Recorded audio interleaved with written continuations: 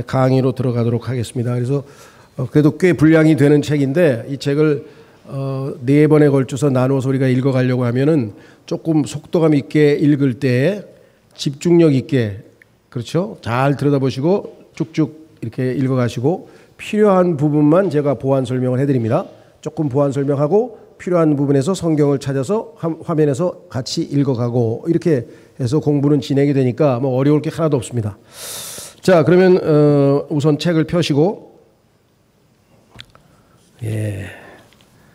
뭐 추천사는 여러분들 읽어보시고, 프롤로그 일종의 서문이라고 하죠. 우리가 서문. 예전에는 서문이라 그랬는데 뭐 들어가는 말 그런데 요즘은 좀 뭐 프롤로그, 뭐 에필로그 해가지고 이렇게 또 소위 말하는 그 라틴어나 이런 걸 써야 또 그럴싸하게. 그래서 요즘은 그렇게 나오는 것 같아요. 자. 이분이 왜 이 책을 썼는지 이걸 좀 알아야죠. 성경에도 하나님께서 성경을 기록하신 목적, 디모데후서 3장 16절에 보면은 16, 17절에 네 가지 기록 목적이 있죠. 왜 하나님이 성경을 쓰셨는가? 그것도 모르고 성경을 읽으면 안 되죠. 성경을 왜 쓰셨는지도 모르고 성경을 읽으면 안 되는 것처럼 이 책을 쓴 사람이 왜 썼는지를 앞에다가 써놨는데 이것도 안 보고 그냥 본론으로 바로 들어가서 보시는 분들이 있어요. 그러면 안 되죠. 이분이 의도가 있을 거 아니에요. 그걸 파악하고 거기에 맞게끔 내가 책을 읽어야죠. 자, 제가 천천히 읽어가겠습니다. 이 지금 들리는 소리는 괜찮으세요?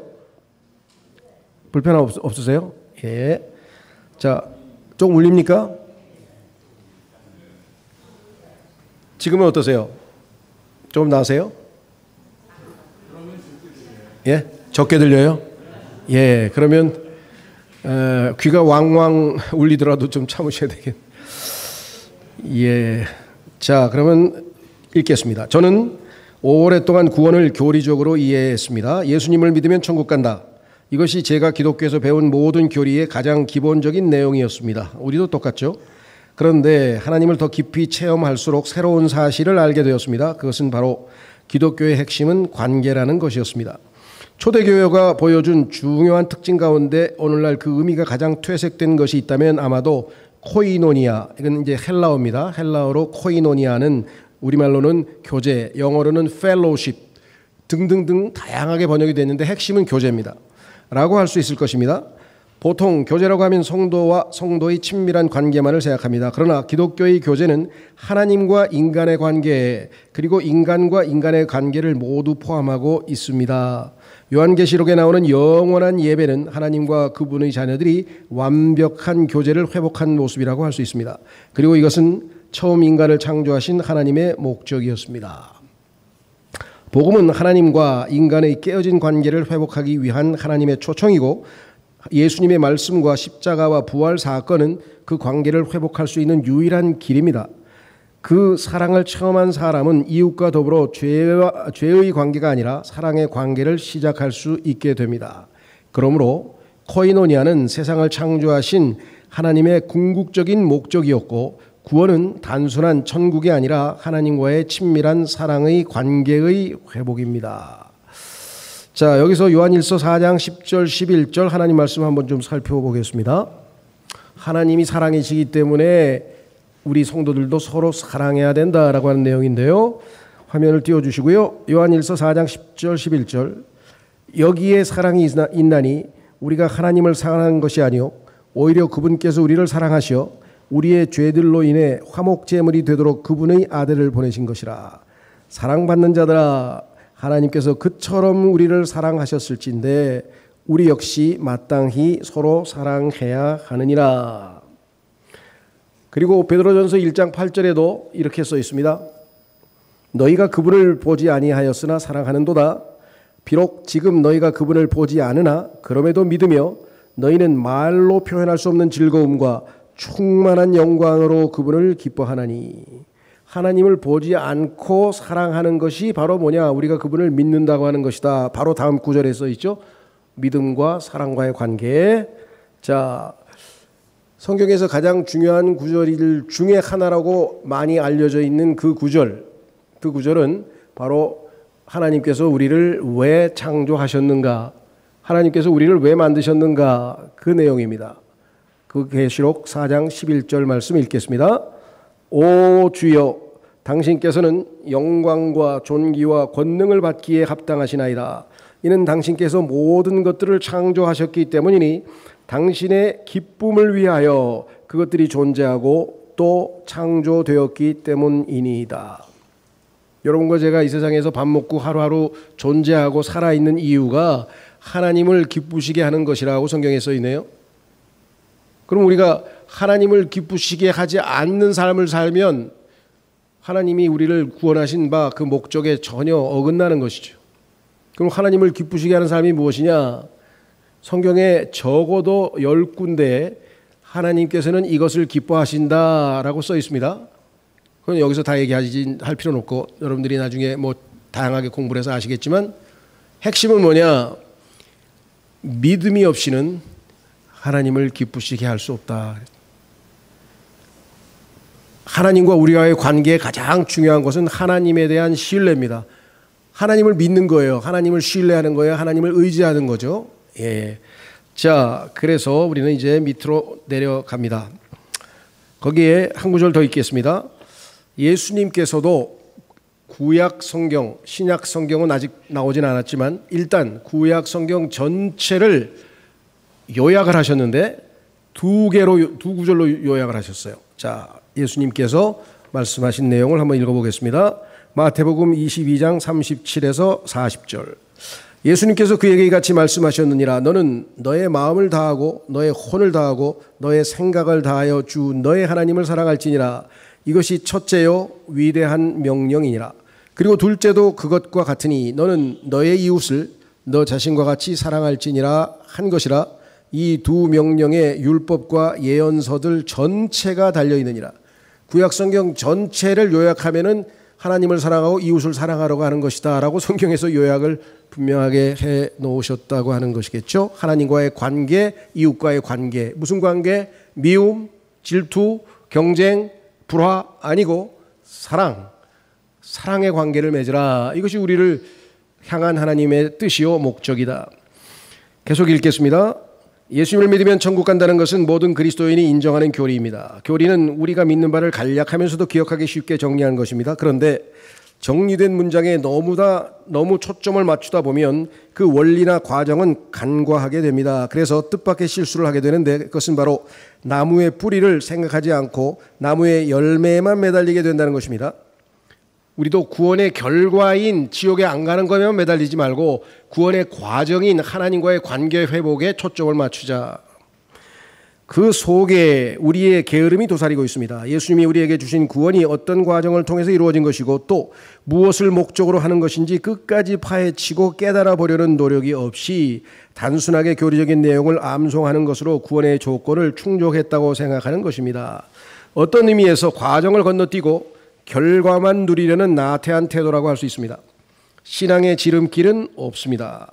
구원은 어떤 법칙에 자신을 대입시켜서 얻을 수 있는 것이 아닙니다. 그것은 새로운 관계의 시작입니다. 마치 부모와 자녀가 많은 것을 주고받지만 그것은 거래가 아니라 사랑의 결과인 것처럼 하나님이 우리에게 주신 구원은 기본적으로 하나님과의 사랑의 관계 안으로 들어가는 것입니다. 21세기를 살아가는 우리를 구원하신 하나님의 목적은 그분이 처음 인간을 창조하신 목적에서 조금도 벗어나지 않았습니다. 우리가 금방 계시록 4장 11절을 읽었죠. 창조하신 목적.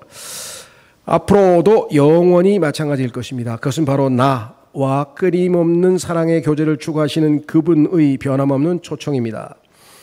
이 책을 오래전에 시리즈로 설교했던 내용을 정리한 것입니다. 목회를 하면서 성도들이 구원에 대한 바른 지식을 갖고 있는 것이 무엇보다 중요하다는 사실을 깨달았습니다. 그래서 구원을 주제로 계속 연속 설교를 했는데 생각보다 많은 분들의 긍정적인 반응이 있어서 책으로 만들어 볼 생각을 하게 되었습니다. 이미 복음을 소개하는 여러 책이 나와 있지만 구원을 순수하게 하나님과의 사랑의 관계로 이해하는 내용은 많지 않은 것 같아 용기를 냈습니다. 소망하기는 이 책이 읽는 본인에게뿐만 아니라 누군가에게도 복음을 소개할 때에도 도움이 되기를 바랍니다. 각 장의 마지막에 나오는 생각 나누기는 1대1이나 소그룹에서 이 책을 사용하면서 복음을 주제로 자연스럽게 대화하는 경우를 위해 만들었습니다. 일주일 동안 각 장의 내용을 읽고 모여서 질문한 대신 질문에 대한 자신의 생각들을 서로 나눈 후에 책의 마지막에 소개한 생각 다듬기를 읽으며 질문의 의도와 내용을 조금 더 명확하게 이해하는 데 도움이 될 것입니다. 앞으로도 여러분들이 필요하다면 주변의 사람들과 모여서 이 책을 통해서 같이 토론도 하실 수 있겠죠. 자, 그러면 이제 본론으로 들어가서 이제 복음의 첫 단계로 들어가는데 그것은 다름 아닌 깨어진 관계. 우리는 죄라고 보통 얘기했죠. 죄로 말미암아 하나님과 우리와의 관계가 깨어져 버렸다. 그래서 이 1장의 타이틀은 깨어진 관계라고 하는 제목입니다. 첫 번째 다루는 내용은 악의 평범성. 그 얘기는 뭐냐면 이 땅의 모든 인간들에게는 악이, 그렇죠? 악한 성품이 내재하고 있다. 아무리 착하고 아무리 순하고 아무리 연약하고 아무리 순결한 사람도 그 안에는 악이, 죄가 그 사람 안에 거하고 있다고 하는 사실을 우리가 첫 번째 우리 테마로 잡았습니다. 동료 목사를 따라서 중고 서점에 간 일이 있었다. 이것저것 살펴보다가 우연히 예루살렘의 아히히만이라는 책을 보게 되었다. 사실 오래전부터 그 책을 꼭 한번 읽어보고 싶었다. 그런데 중고 서점에서 저렴하게 구입할 수 있어서 좋았다. 하루 휴가를 내고 침대에 누워서 종일 그 책을 읽었다. 절대로 쉽게 읽히지 않는 책이었다. 오토 아돌프 아히히만은 제2차 세계대전 당시 독일 정부에서 유대인 전문가로 통했다. 히브리어를 잘 한다고 알려져 있지만 사실 정통한 수준은 아니고 아주 조금 하는 정도였다. 중요한 것은 그가 유대인들에 대한 최종적인 해결책을 행정적으로 지휘하는 사람이었다는 것이다. 죽인다, 살해한다 이렇게 안 하고요. 말을 그럴싸하게 꾸며가지고 최종적인 해결책이라고 했어요. 그래서 괄호 안에 이렇게 썼죠. 나치는 유대인을 학살하면서 죽이다는 용어 대신 최종적인 해결책이라는 용어를 사용했다. 잘못된 용어를 사용함으로 자신들의 양심을 마비시켰다. 성경에 보니까 이 악한 사람들의 특징 중에 하나가 뭐냐면 그럴싸한, 그렇죠? 좋은 문구와 그럴싸한 언변을 구사한다는 거예요. 그 사람을 현혹시키고 속일 수 있다는 거죠. 그래서 그런 자들을 조심하라고 로마서 16장의 사도 바울을 통해서 하나님께서 강력하게 경고합니다. 정확하게 잘 분별해서 듣지 않으면 그럴싸한 언변에 잘못하면 속아 넘어가기 쉽상이다. 그런 그가 독일이 패망했을 때 가족과 함께 사라졌다. 그리고 15년 만에 아르헨티나의 부에노스아이레스 외곽에 숨어 살고 있는 것을 이스라엘 첩보대 모사드가 발견했다. 아히만을 정식으로 넘겨받으려면 아르헨티나와 외교적 문제가 발생할 수 있었기 때문에 모사드는 그를 비밀리에 납치했다. 그리고 결국 예루살렘의 법정에 세웠다. 이스라엘 사람들은 비밀리 하는 걸 잘하는 것 같아요. 어저께인가도 비밀리에 그 하마스의 수장을 그냥 냅다 암살했죠. 글쎄, 하여간 이스라엘 사람들에 대해서 특징 중에 하나가 비밀리에 뭔가를 하나 이렇게 하는 데는 아주 상당히 일가견이 있는 것 같습니다. 그때부터 긴 재판이 시작되었다. 그 재판에 세계의 관심이 쏠렸기 때문에 미국의 시사주간지 뉴요커는 당시 정치 철학자였던 한나 아렌트에게 재판을 취재해 줄 것을 의뢰했다. 그녀 또한 독일 유택의 독일인이었다. 아렌트는 모든 재판을 취재하고 난 후에 자신의 글들을 뉴요커에 연재했고 그 후에 예루살렘의 아히히만이라는 책을 출간했다. 세계적인 베스트셀러가 됐는데요. 그리고 책의 부제를 악의 평범성에 대한 보고서 라고 붙였다. 이 책은 나중에 영화로도 제작되었다. 그때부터 악의 평범성이라고 하는 용어가 수많은 사람의 입에 오르내리게 되었다. 아렌트가 그런 부제를 붙인 이유는 아히히만이라는 사람을 오랫동안 지켜보면서 재판을 통해서 지켜봤겠죠. 인간에 내재되어 있는 악의 보편성을 발견했기 때문이었다. 실제로 아히만은 지극히 평범한 사람이었다. 수많은 유대인을 가스실에 몰아넣고 죽인 다음에 그 시체를 불태우는 엄청난 일을 저질렀음에도 불구하고 수용소에 가스 시설이 없는 경우에는 트럭에 사람들을 집어넣고 가스를 주입한 다음 큰 웅덩이에 쏟아놓고 묻었다. 그는 머리에 뿔이 있거나 눈에서 핏빛이 나는 광인이 아니었다.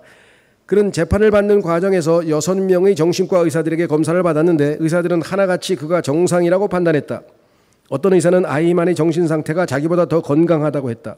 실제로 아히만은 자신은 단지 국가의 명령에 충실히 따랐을 뿐이라고 항변했다. 만약 자신이 국가의 명령에 불충실했더라면 유죄이지만 국가의 명령에 충실했다면 죄가 될 수 없다고 변명했다.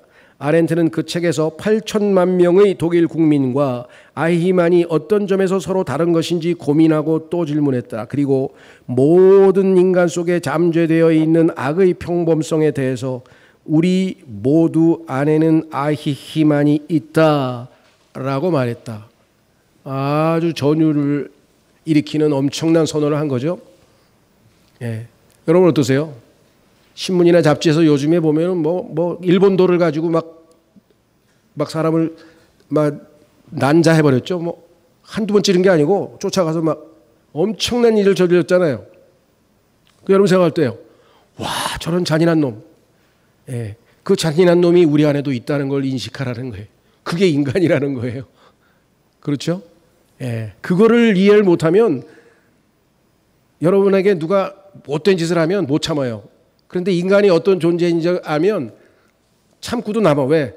그래, 저러고도 남아. 인간은 저런 존재야. 충분히 이해할 수 있죠. 자, 그 재판에는 수많은 증인이 나왔다. 그중 한 명은 예히엘 디누르라고 하는 사람이었다. 그는 그다지 길게 증언하지 못했다. 잠깐 앉아 있는 동안에도 계속 안절부절 못하다가 도저히 견디지 못하더니 갑자기 증언석 바깥으로 한 발 내딛는 순간 복도에 쓰러지고 말았다. 그리고 인터넷에서 그 장면을 동영상으로 확인할 수 있다. 지금도. 나중에 기자들이 그를 찾아가서 기절한 이유에 대해서 물었을 때 그는 다음과 같이 대답했다. 아히만은 지극히 평범한 사람이었습니다. 그래서는 나 자신이 두려웠습니다. 왜냐하면 나도 충분히 아히만 같은 짓을 저지를 수 있는 사람이라는 것을 깨달았기 때문이었습니다. 이것을 깨달은 사람이 진정으로 하나님 앞에 죄인인 것을 인정하고 하나님을 찾는 거예요. 예수님을 찾는 거예요. 자기가 누구인지를 알아야, 자기가 어떤 존재인지를 알아야 구원의 필요성을 느낄 거 아니에요. 아히만은 지극히 평범한 사람에 내재되어 있는 악한 본성을 우리에게 깨닫게 해준다. 충분한 조건만 주어진다면 인간은 스스로 한없이 악해질 수 있는 가능성을 가진 존재다. 그래서 성경에 보니까 구약의 유순한 여인이, 마음씨가 부드럽고 유순한 여인이 나중에 극한 상황에 몰리니까 자기 아들을 삶아서 먹었어요. 이스라엘 구약 성경에 보니까 그게 인간이에요. 그래서 성경은 모든 사람이 죄인이라고 말한다. 이것은 모든 사람이 살인이나 도둑질을 했다는 뜻이 아니라 우리에게 죄악된 본성, 죄를 향한 우리의 성향이란 뜻이죠. 성품, 여기 죄를 향한 우리의 성향, 텐던시라고 하는데 영어로 그런 성향이 있다는 것을 의미한다. 그런 의미다. 자, 신명기 28장 54, 27절에 한번 읽어보겠습니다. 제가 신명기 28장 54, 57절에 보면 하나님께서 이스라엘을 향한 심판에 대한 내용인데요. 그래서 성경에서 제일 무서운 장이 신명기 28장이에요. 하나님께서 어떻게 이스라엘을 심판하겠다고 하는 내용이 너무나 구체적으로 어떻게 보면 너무나 잔인한 방식으로 써 있어요. 그래서 두려움이 안 느껴질 수가 없는 내용이 들어있습니다. 읽겠습니다. 그렇게 하여 너희 가운데 유약하고 몹시 여린 남자도 그의 눈이 자기 형제를 향하여 자기 품에 있는 아내를 향하여 그가 남길 자기 자녀들 중 남은 자들을 향하여 악해지리라. 그렇기에 그는 자신이 먹을 자기 자녀들의 살을 그들 중 누구에게도 주지 아니하리라. 자기 혼자 먹어요. 이는 너희 원수들이 너희 모든 성읍들 안에서 너를 괴롭힐 포위 속에서와 긴축 가운데서 그가 자신에게 남긴 것이 아무것도 없는 까닭이라. 너희 가운데 유약하고, 여기 써 있네요, 여린 여자 곧 여리고 유약하여 자기 발바닥을 땅바닥 위에 두려고 모험조차 하지 않던 여자도 그녀의 눈이 악해지리니 자기 품의 남편을 향하여 자기 아들을 향하여 자기 딸을 향하여 그녀의 두 발 사이에서 나오는 그녀의 어린 것을 향하여 그녀가 낳을 자기 자식들을 향하여 악해지리라. 이는 너의 원수가 너의 성문들 안에서 너를 괴롭힐 포위와 긴축 가운데서 모든 것이 궁핍함으로 인하여 그녀가 그들을 몰래 먹을 것이기 때문이라. 인간이 극한 상황에 가면은 어떠한 존재인지를 성경에서 낱낱이 고발하고 있고, 이것을 아히만이라고 한 그 독일 사람에 의해서 우리가 확인해 볼 수가 있다.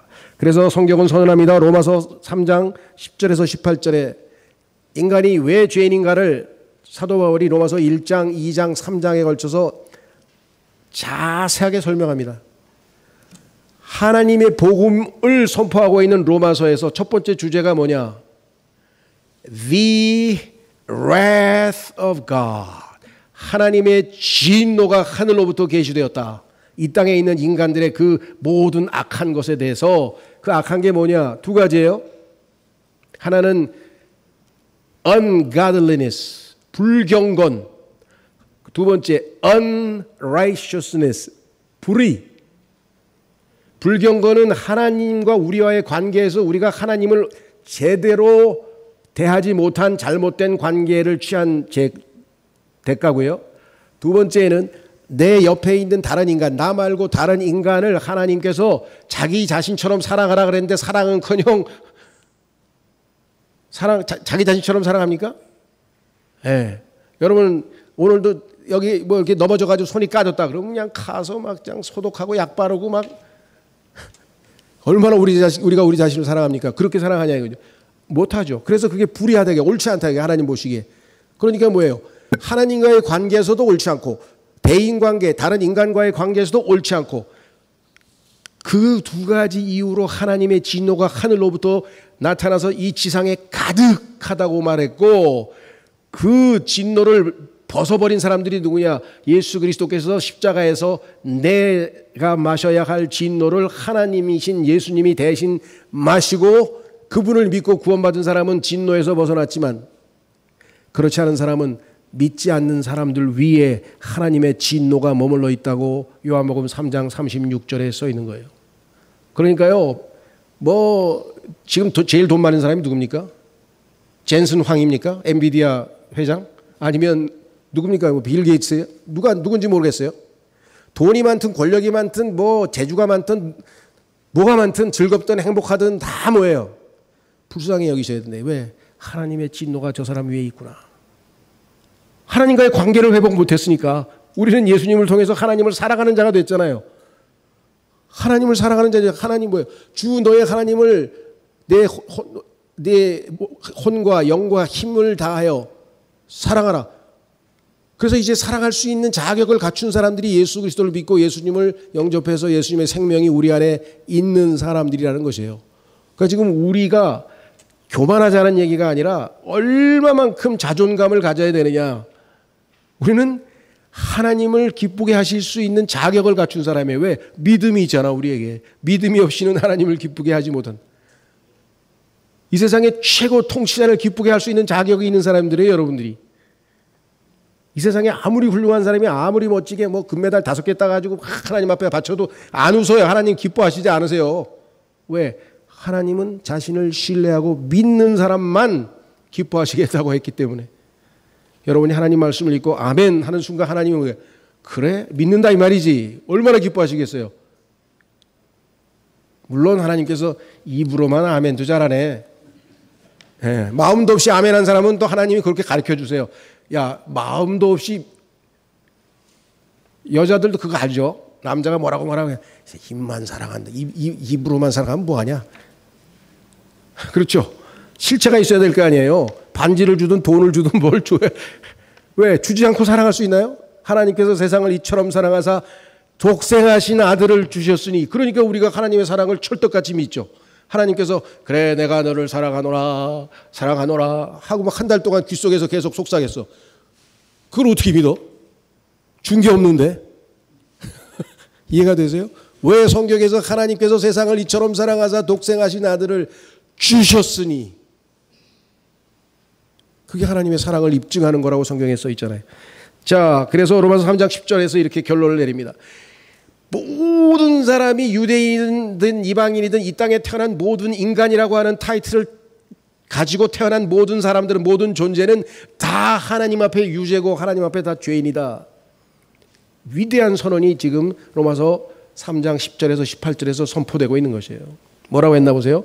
기록된 바와 같이 의로운 자는 없나니 없도다. 한 사람도 없도다. 이해하는 자도 없으며 하나님을 찾는 자도 없도다. 그들이 다 길에서 벗어났으며 그들이 함께 무익해졌도다. 선을 행하는 자가 없나니 없도다. 한 사람도 없도다. 그들의 목구멍은 열린 돌무덤이라. 그들은 자신들의 혀로 속임수를 사용하였도다. 독뱀들의 독이 그들의 입술 아래에 있느니라. 그런 자들의 입은 저주와 신랄함이 가득하니라. 그들의 발은 피 흘리는 데 빠르니라. 멸망과 비극이 그들의 길들 가운데 있느니라. 그런즉 그들이 화평의 길을 몰랐느니라. 그들의 눈앞에는 하나님을 두려워함이 전혀 없느니라. 하나님을 두려워하는 것이 모든 지혜의 시작이라고 했는데 얼마나 무식하면 하나님을 사랑하지, 하나님을 두려워하지 않아요. 하나님이 얼마나 무서운 분이신지 아시죠? 예?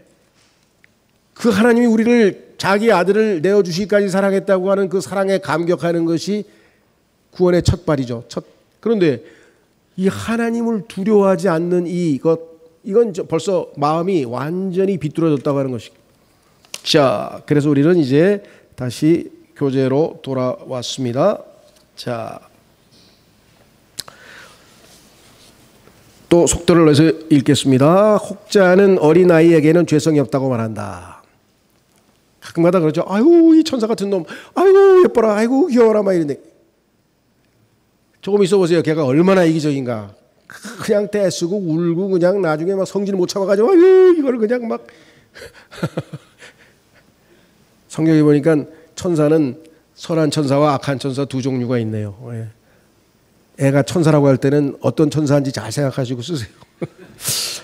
혹자는 어린아이에게는 죄성이 없다고 말한다. 그러나 이걸 소위 말하면 성선설이라고 그러는데 인간은 태어나면서부터 본래적으로 선하다. 이게 동양에서는 소위 말하는 맹자의 사상이고 서양에서는 장작 루소라고 하는 사람의 사상인데 이 사상을 따라가는 사람들이 소위 말하는 인문주의자들, 인간이 최고다, 인간을 사랑하는 사람들, 프랑스 혁명, 박애정신 뭐 이런 사람들 전부 다 이 사람 사상에다 마귀의 사상에 속아 넘어간 거예요.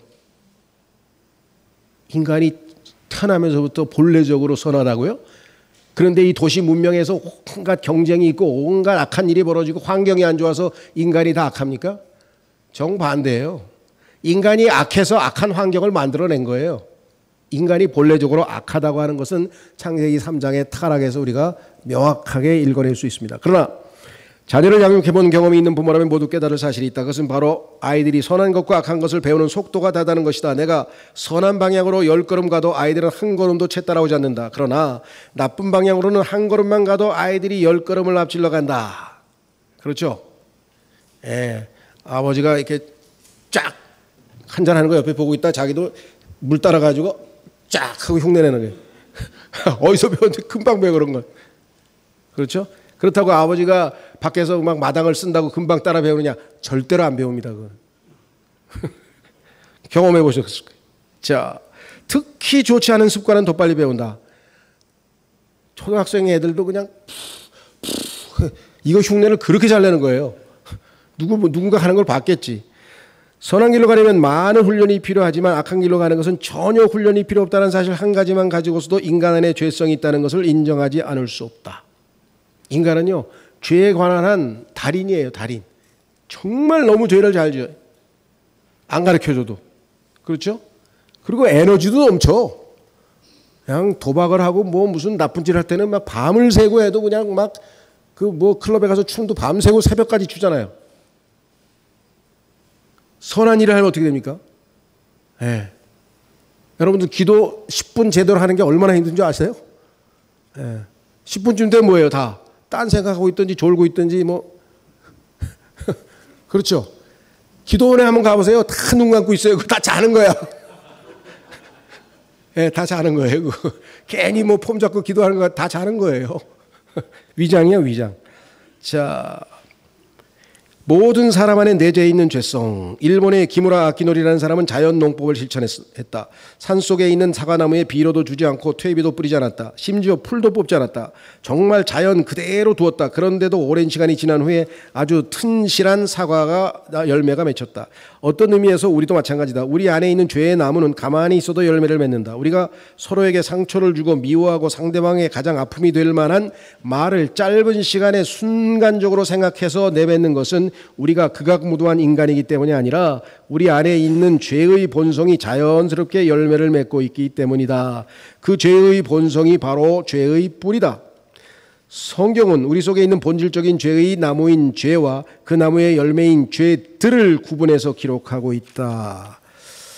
이야, 시간이 사실 이 문제는 심각한 문제입니다. 이거 중요한데 나중에 기회 있으면 더 자세히 설명하겠습니다만은 여러분들이 성경을 주의 깊게 읽어보면 로마서 1장서부터 5장까지는 항상 죄들이라고 해서 복수로 나와요. 죄들. 구체적인 죄죠. 행동. 우리가 한 그죠? 악한 말, 뭐 싸움, 경쟁, 뭐 거짓말, 나쁜 생각 이런 행동들 구체적인 걸 하나하나.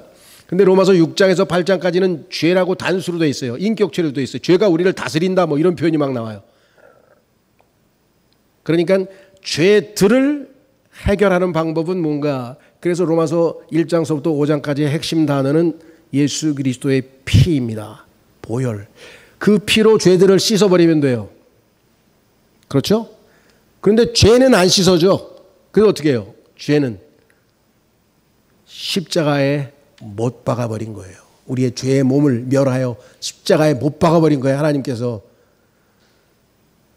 말씀드린 것처럼 금주령을 내렸는데 자꾸 어디서 술이 나와. 전부 뒤져서 모든 술을 다 갖다 개천에다 다 쏟아버렸는데 분명히 술은 다 해결했는데 그래도 술이 어디서 나와. 왜 그럴까요? 양조장을 폐쇄를 안 시켜놨잖아요. 양조장에서 계속 몰래 만들어내는 거예요. 우리도 마찬가지예요. 그래서 예수 그리스도의 보혈은 우리가 이미 지은 죄들을 지워버리고 씻어버리지만 죄 자체를 해결할 수가 없어요. 그래서 죄는 십자가에서 못 박아버리신 거예요. 그래서 예수님의 보혈과 십자가, 이게 로마서 5장까지의 주제와 6장에서 8장까지의 주제입니다. 이 두 가지를 동전의 앞뒤면을 잘 이해해서 이것은 우리의 구원에 관한 것이고 뒤에 나와 있는 것은 우리의 삶에서의 매일매일의 신앙 생활에 관한 것이다. 자, 그래서 이렇게 설명했습니다. 그 죄의 본성이 바로 죄의 뿌리다. 성경은 우리 속에 있는 본질적인 죄의 나무인 죄와 그 나무의 열매인 죄들을 구분해서 기록하고 있다. 그러므로 우리가 더 깊은 관심을 가져야 하는 것은 열매가 아니라 그 나무의 뿌리다. 만약에 천국이 죄가 전혀 없는 사람만 가는 곳이라면 이 세상에 어떤 사람도 천국에 들어갈 수 없을 것이다. 왜냐하면 죄의 뿌리가 없는 사람은 존재하지 않기 때문이다. 그래서 성경은 이 세상의 모든 사람이 하나님의 영광에 참여하지 못한다고 선언했다. A와 B가 함께 음반 상점에 들어갔다고 하자 A는 상점에 들어가자마자 닥치는 대로 CD를 훔치기 시작했다. 그러나 B는 망설이다가 하나만 슬쩍 훔쳤다.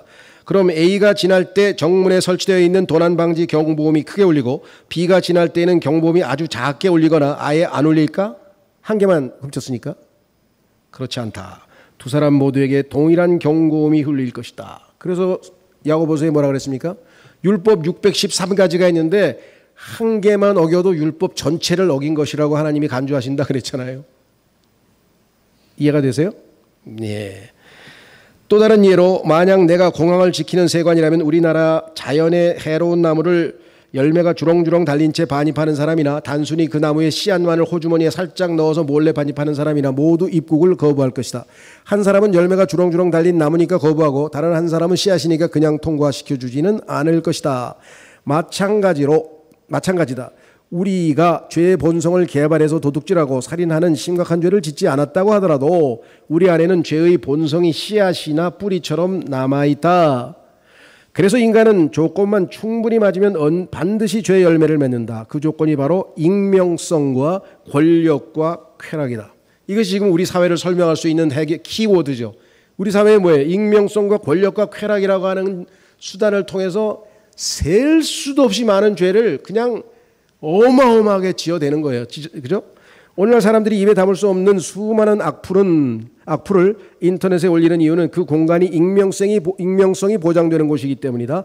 악플로 인해서 자살하는 사람이 속출해도 사람들은 그 악행을 멈추지 않는다. 악플 때문에 사람 죽었다고 자살했다고 아무리 뉴스에 나와도 악플 계속 나와요.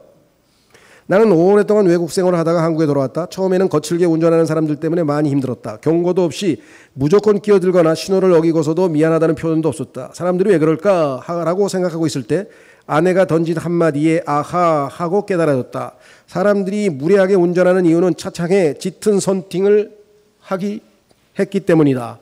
안 보여. 바깥에서 보면 안 보여. 라는 것이었다. 내가 살았던 곳에서는 운전자의 얼굴이 선명하게 보이지 않을 경우 경찰에게 붙잡혀서 벌금을 내야만 했다.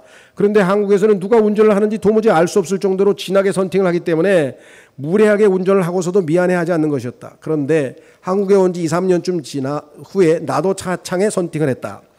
햇빛 알레르기가 있는 나로서는 너무나 좋았다. 그런데 그때부터 나 역시 점점 운전이 거칠어졌다. 다른 사람이 내 얼굴을 볼 수 없는 환경이 내 죄성을 자극하는 것이다. 익명성은 죄의 가장 기본적인 환경을 제공한다. 익명성이 보장된 돈, 익명성이 보장된 공간, 익명성이 보장된 대화 등 모두가 인간의 죄성을 위한 최고의 조건이다. 진짜 나 자신이 어떤 사람인지는 아무도 없는 공간에 혼자 있을 때 드러난다. 이거 실험할 수 있어요. 아무도 없이 집에서 혼자 내 마음대로 살 수 있는 환경을 만들어 놓고 3일 동안 자기가 무슨 짓을 하고 있나 한번 보세요. 그럼 자기가 누구인지 금방 알아요. 성경 읽고 기도할 것 같죠? 천만의 말씀. 그거 하는 사람은 정말 아주 성령 충만한 사람이고요. 평소 때 안 하던 별짓을 다 할 거라고요. 자, 그래서 또한 인간은 끊임없이 권력에 집착한다. 두 번째는 권력이 있는 사람, 힘 있는 사람. 대한민국에서 제일 힘센 사람이 국회의원인가 봐요. 국민이 나를 뽑아줬는데 뭔 잔말이 많어. 뭐 이러고 지금 하는데 이건 뭐 기고만장해요. 자, 그래서 예전에 우즈베키스탄을 방문한 적이 있었다. 흥미롭게 느꼈던 것은 오랫동안 공산주의가 지배했던 나라임에도 불구하고 박물관에 레닌이나 스탈린에 대한 자료는 거의 없고 아미르 티무르라는 사람의 자료만 가득하다는 것이었다. 넓은 광장에도 레닌의 동상이 아니라 아미르 티무르의 동상이 세워져 있었다. 현지 선교사에 의하면 그는 13세기에 중앙아시아의 패권을 차지했던 티무르 왕조를 시작한 사람이었다. 쉽게 말해서 전쟁을 잘해서 땅을 많이 차지한 사람이었다. 우즈베키스탄 사람들은 자기들도 한때는 큰 나라였다는 것을 강조하고 싶었던 것이다. 나는 우리나라 광개토 대왕 같은 사람이구나 라고 생각했다. 나중에 자료를 찾아보니 아미르 티무르는 상당히 잔인한 정복자였다. 그런데도 후대 사람들은 모두 그를 숭배했다. 이유는 그 정복자와 자신들을 동일시하기 때문이었다.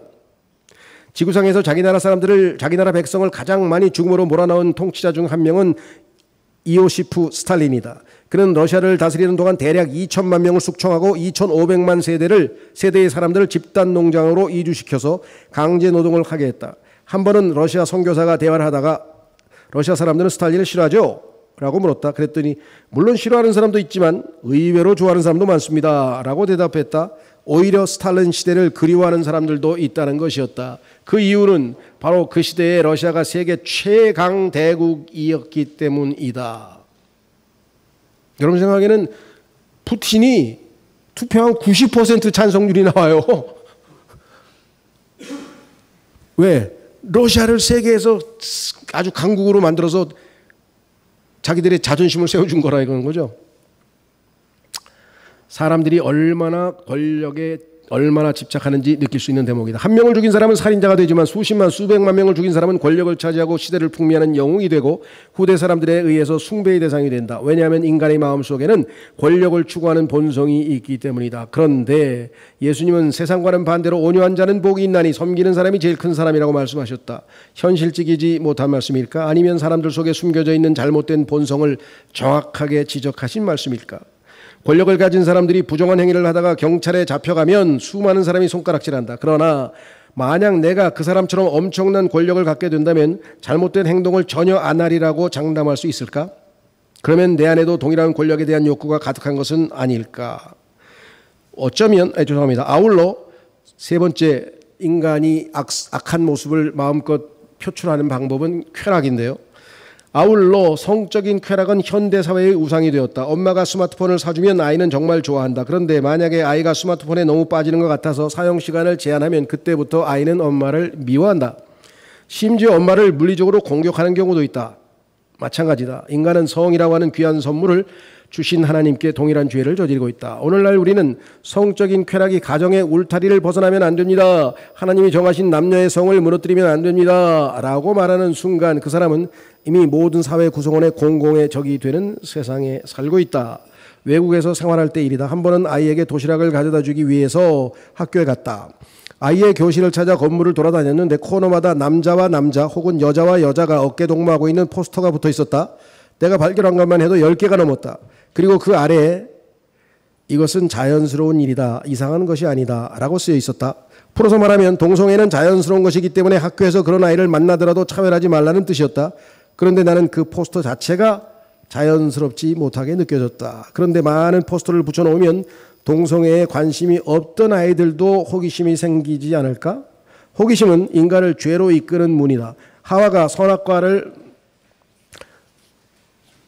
먹은 이유도 호기심 때문이었다. 특히 쾌락에 대한 호기심은 술과 담배와 마약과 모든 성적인 죄를 시작하게 만드는 뇌관이다. 절대 호기심을 가볍게 여겨서는 안 된다. 창세기부터 지금까지 마귀가 사람들을 죄에 빠뜨리는 주된 방법은 호기심이다. 특히 성적인 영역에서 호기심은 가장 큰 힘을 발휘한다. 이처럼 인간은 익명성과 권력과 쾌락이 동시에 주어지면 거의 예외 없이 죄를 짓는다. 그럼에도 불구하고 세상의 문화는 더욱더 그것들을 극대화하는 쪽으로 가고 있다. 그 죄의 참혹한 결과를 무시한 채 브레이크 없는 자동차처럼 달려가고 있다. 그럼 그 죄의 결과는 무엇일까? 그것은 바로 관계의 단절이다. 이것이 우주적인 법칙이다. 물론 불가능한 일이지만 예를 들어 화성에 외계인이 산다고 상상해보자. 화성인들이 평화롭게 지구에 방문했는데 지구인들이 그들을 다짜고짜 죽였다고 하자. 그러자 그들이 군대를 동원해서 지구에 쳐들어와 수많은 사람을 죽였다고 하자. 오래전에 그런 내용의 공상과학 영화가 있었다. 화성인과 지구인은 전혀 말이 통하지 않지만 이런 상황을 서로 이해한다. 왜냐하면 모두가 이해하는 우주적 법칙이 존재하기 때문이다. 그것은 바로 죄는 반드시 그 대가를 치러야 한다는 것이다. 너희가 우리를 죽였어? 그럼 우리도 너희를 죽여야지. 이런 거. 모든 나라가 가지고 있는 법칙의 기초는 반드시 죄에 대한 대가를 지불하게 하는 것이다. 언제나 죄를 해결하려면 그 죄에 대한 대가를 치러야 한다. 그럼 인간이 지은 죄의 궁극적인 대가는 무엇일까? 그것은 바로 관계의 단절이다. 사형은 가장 대표적으로 한 인간을 사회로부터 영원히 단절시키는 방법이다. 무기기 진영을 포함한 교도소 생활, 그 중에서도 교도소 독방 등은 관계를 단절시키는 형벌이다. 인간은 관계의 단절을 가장 고통스러워한다. 왜냐하면 인간은 처음부터 관계를 추구하는 존재로 창조되었기 때문이다. 어쩌면 깨어진 관계가 모든 불행의 시작인지도 모른다. 악의 평범성은 모두에게 해당된다. 엄청난 살인마가 아니더라도 인간은 본성적으로 죄를 좋아하는 성품을 가지고 있다. 적당한 조건만 주어지면 반드시 죄의 열매를 맺는다. 그 결과 모든 관계가 깨졌다.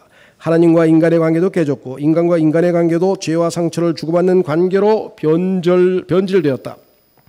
기억을 돌이켜보면 나에게 가장 큰 상처를 준 사람은 나와 가장 가까운 사람이었다는 점에 공감할 것이다. 배신당했다는 사람들은 항상 그 얘기를 꼭 하더라고요.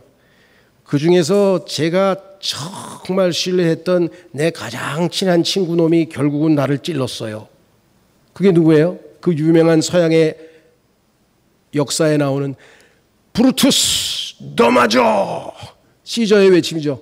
자기를 그렇게 사랑했던 돌봐줬던 조카가 자기 삼촌을 권력 때문에 배반하고 찔러 죽이는 그 역사, 그게 인간의 모습이다. 그러므로 인간의 고립은 어쩌면 당연한 것이다. 그리고 지금 이후의 고립은 더욱 피할 수 없는 운명이다. 영원한 단절, 그것이 바로 성경이 말하는 인간의 상황이다. 자, 그래서 이 깨어진 관계를 회복하기 위해서 하나님께서 취하신 조치가 무엇이냐? 이게 구원을 우리가 바라보는 시각이 돼야지. 나 죄를 지었어. 근데 하나님 무서운 분이야. 하나님이 나중에 지옥불에 던진대. 지옥불 너무 무서워. 어떡하지? 지옥에 안 가야 되는데 어떻게 하면 되지? 예수 믿으면 지옥 안 간대. 그럼 믿어야지. 이거 무슨 수학 공식 하듯이 합니까? 그래서 구원 받았어. 야, 지옥에 안 간대. 그러면 어떻게 할 건데? 마음대로 살아야지. 이제 어차피 지옥에 안 가는데. 이게 뭐예요? 하나님께서 우리 보고 마음대로 살라고 구원시켜 주신 겁니까? 이게 완전히 구원의 초점을 잘못 맞춘 거예요. 이것을 나는 그런 적이 없다. 은연중에 구원을 자꾸 강조하다 보면 그렇게 되는 수가 있어요. 이거는 우리 중에서도 저도 그렇고 너무 강조하다 보면은 결국은 비슷한 얘기를 할 수밖에 없죠. 그래서 균형 잡힌 시각을 갖자 이게 구원은 관계의 회복이다. 하나님께서 이 관계를 자신과 우리와의 깨어진 관계를 회복하기 위해서 예수 그리스도를 중재자로 보내셨죠. 중재하라 이거 화해시키라 이게 우리 둘의 화목제물이 되라 이게 화해시키라 이거 하나님과 우리 죄인을 그게 예수님이 하시는 일이죠. 화해 건물이라고 성경에 써 있잖아요. 예. 자, 이거 하나님께서 이렇게 시간을 정확하게 맞춰 주실 수가 있나? 예, 10분 쉬고 8시에 다시 모이겠습니다.